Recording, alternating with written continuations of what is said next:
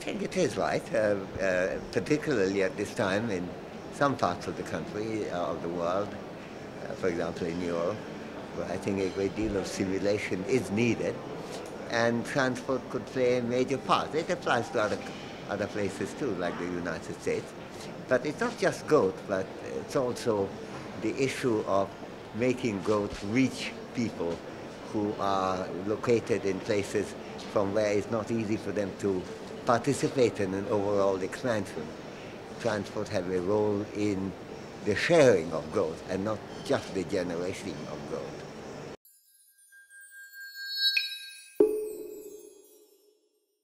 Well, transport is a very central part of human relationship, and it applies as much to our social relationship as it does to our economic relationship.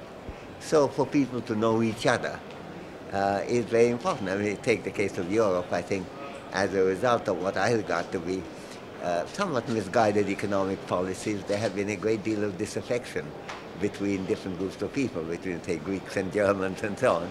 And I think if the euro and the austerity had been a divisive policy, transport and people's easy accessibility to each other can be a uniting policy. So there are social contributions in addition to economic contributions that we have to celebrate. It's a point that David Hume made more than 200 years ago.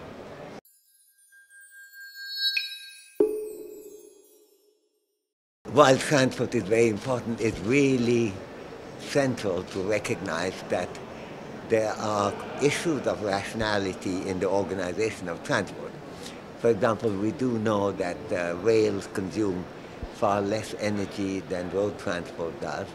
We know also that the arrangement for public transportation, rather than individualized, privatized, motorized communication and reaching to each other, could be very important for a good social organization.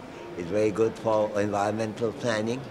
And speaking about environmental planning, the transport sector should take also a proactive view on the growth of sustainable energy and making it not only the transmission and the storage cheaper, but also its portability, which is very important for transport. So there's a lot to be done through good transport planning. So what we're looking for is not just more transport, but more intelligent transport planning.